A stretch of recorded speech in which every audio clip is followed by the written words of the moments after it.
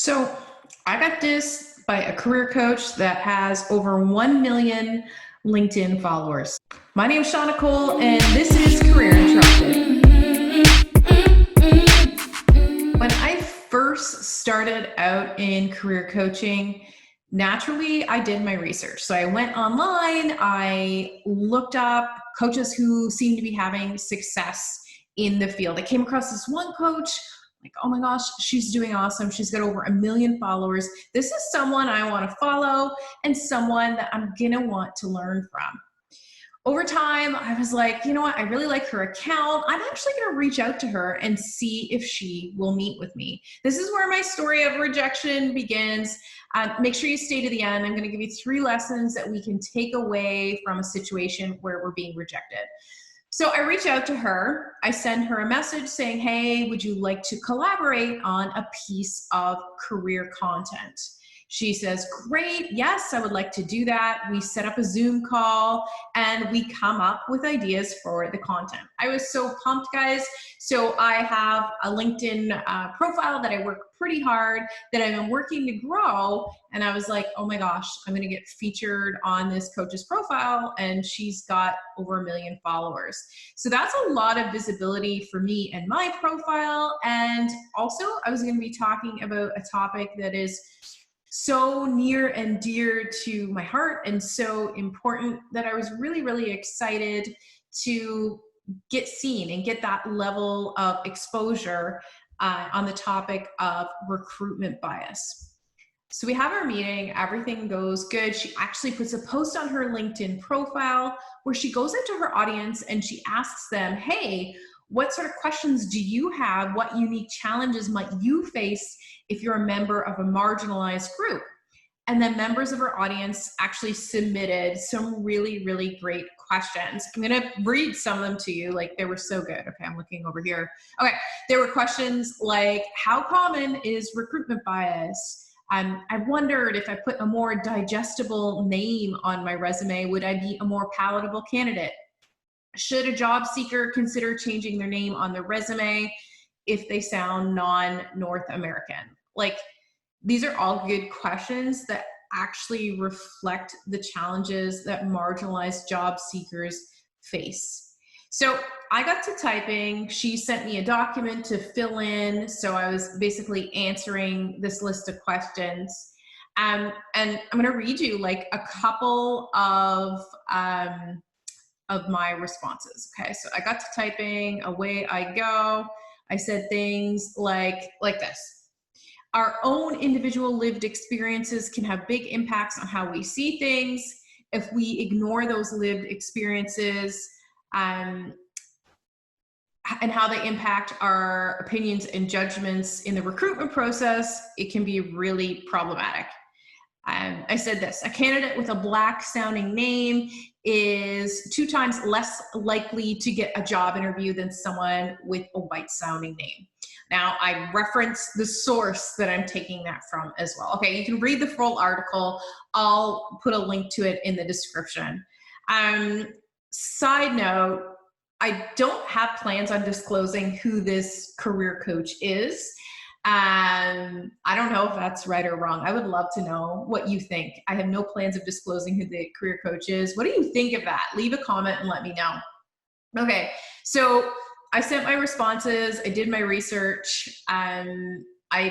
Let me be real, I worked in corporate HR for a lot of years. I am so careful with my words. So I felt really, really good about the responses I had crafted. And here's what she sent me when I sent her my responses to these questions. Hi, Shauna. I'm just going to read an excerpt. Since this is a more sensitive topic, I had a couple of my colleagues in the DE&I space, that's diversity, equity, and inclusion, review the advice, namely the name change suggestion. It was strongly recommended to me that I do not publish the article. While I don't disagree with your advice, I think it should be taken on a case-by-case basis, and it may be perceived as me, her, a white woman, trying to whitewash others. I literally was like, what? Like, who are these diversity and inclusion people? Like, Anyway, who are these people? It's really bad advice in my opinion. And I can't help but imagine that these diversity inclusion people are like middle-aged white dudes who have never been part of a marginalized group in their life, but I don't know that for sure. I'm imagining. So this is what I sent to her in an email. So I said, thanks for your message.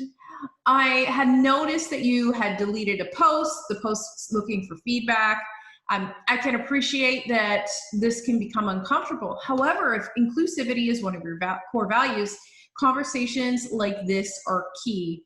And then I go on to describe like my responses are stemmed in data and my lived experiences. I'm surprised that a DEI professional would counsel against this because the argument that you could be perceived as whitewashing to me seemed far-fetched. So I go on to ask her, what are your primary concerns? I'm happy to work with you to come up with a piece of content that's more suitable to her audience. You can read this full string. I will link to a blog post where it's got all the emails in the description of this video. To which she replied, okay, to which she replied, I didn't delete the post. You can find it here, whatever. I truly value inclusivity, but this is not the right fit for me. So enter my meltdown. Like, so right or wrong, this situation undoubtedly kind of took a toll on me and my mental health. I was so wrong about this person that I felt completely stupid.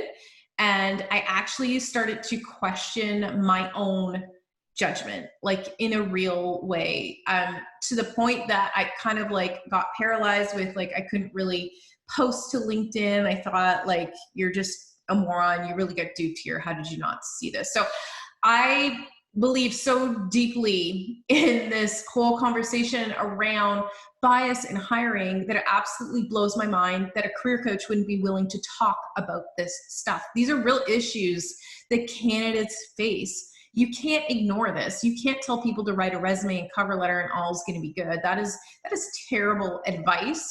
And it's not stemmed in what the real lived experiences of people are. Anyways, I see things differently now. This person who I had thought was a leader because she had this successful community and a network, I don't see her the same way. I think that a leader is someone who uses their network of 1 million followers to amplify underrepresented voices, not cancel them. So yeah, thanks for canceling me.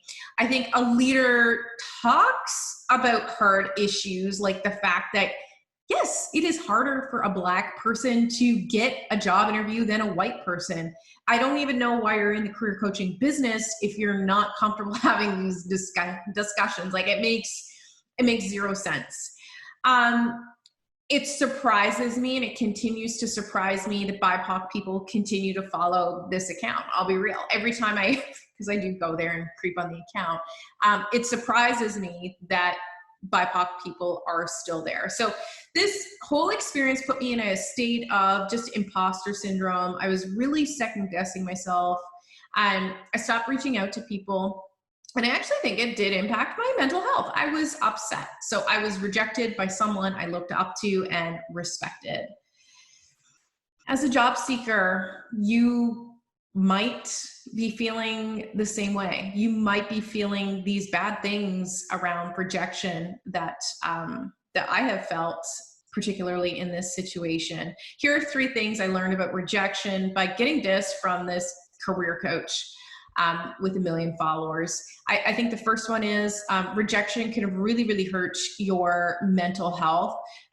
We are, after all, human, and we have feelings. So when someone's like, no, I don't want you, I don't want to do business with you, I don't want to hire you, it can be hurtful. And I think our culture says, oh, don't worry about it, Shauna. The next opportunity will come along. And I think that that's a problem because it doesn't give us permission to stop and pause and kind of like grieve the loss. So the first thing I want to call out is I think that we need to stop and pause and grieve what has happened before we move on to the next thing. I think that's true in my scenario with this terrible career coach, and also in your scenario with being a job seeker. The second thing is sometimes it's actually them, like it's not you. It actually is them.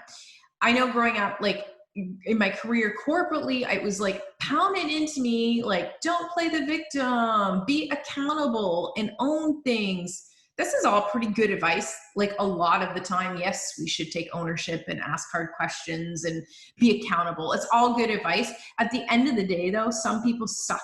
Some people are terrible. And at the end of the day, it's not always your fault. Sometimes it's them, it's not you. I think if this is for the candidate who goes for the job interview and they're the most qualified person, and instead the hiring manager goes with this person, their cousin or their uncle or whoever, that is not your fault, candidate. Sometimes it is literally not your fault. And I think we need to talk about that more. Sometimes you are the victim. Leadership is always earned is the third thing that I take away from this situation. I put this person in like the leadership world because of what she had done and grown online. 1,000, 10,000, 1 million followers does not make you a leader. It's what you do with that following that I think counts. So job seekers, when you're out there looking for advice and looking to leaders, I'd look hard. And instead of looking to influencers or maybe people who have like the biggest audience in the space, I'd look to thought leaders instead of influencers. I'd look for people who share my values. I hope you don't get duped like I did. I think sometimes that can happen and it sucks. But anyways, this career coach gave me a piece of advice.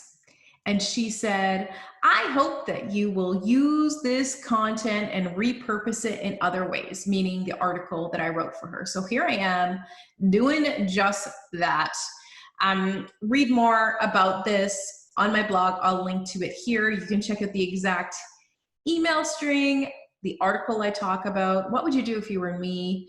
I don't plan on identifying the career coach, but should I? I don't know. If you get dissed, I am sorry. And I think you should take a moment, breathe, get over it before you have to move on. I think we should all take a minute to kind of be okay in that space. It sucks. It sucks. And I hope it passes for you too. Okay, I'm just keeping it real. I got dissed. I know you're getting dissed. So let's be in misery together. Thank you so much for watching. Make sure to check out the links in the video description.